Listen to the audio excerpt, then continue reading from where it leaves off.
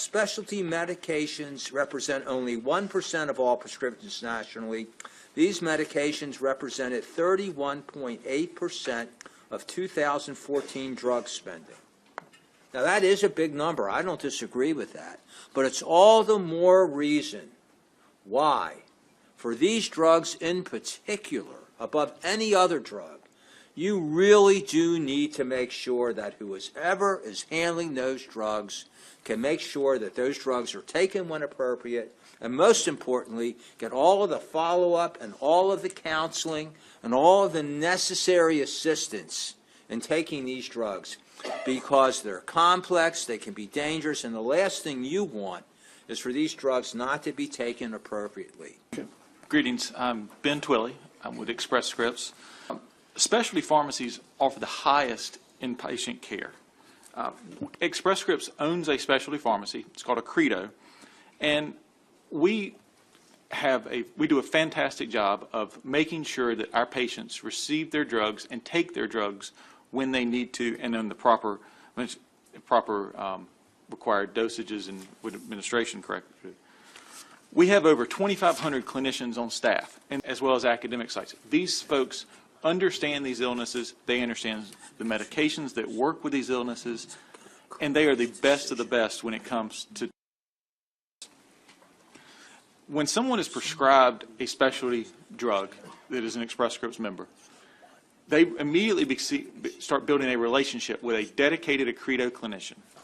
They work with this person from the time that they are prescribed this, before they receive their medicine, so that they know what they are to expect, and we follow up with these folks. These are relationships we build, and because we build these relationships, we've found adherence rates that are 10 to 20% higher than in other types of medications, which also, these higher adherence rates reduce hospitalizations.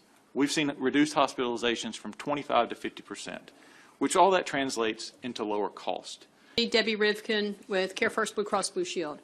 Many of you that were on this committee before heard me last year testify in support of the specialty drug bill, which was pretty amazing, I thought, for Care First, because traditionally, if the bill had come in, and if you remember what it was what the goal was for specialty drugs was that there would be a cap on copays, and that cap would be $150 for a 30-day supply or whatever for a drug. And that's the first time we have ever, as a carrier, supported a cap on how much someone would pay for a copay.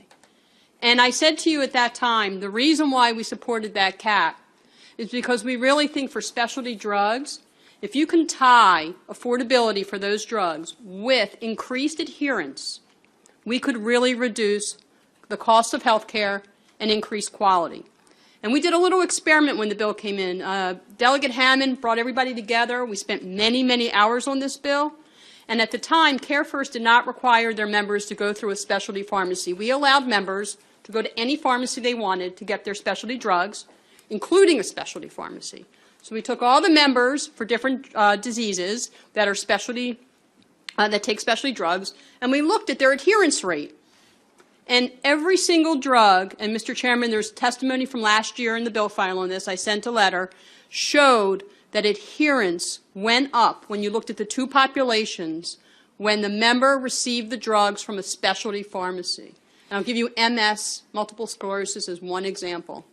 When we looked at those members who received their multiple sclerosis drugs at Walgreens or at Giant Food versus the specialty pharmacy, adherence was 38% of all members who bought their specialty drugs from MS at a retail pharmacy, and it was over 71% for those that purchased the drugs through a specialty pharmacy.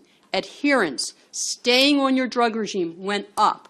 That's extremely important to get lower admissions and readmissions to hospitals and to ensure the health of our members.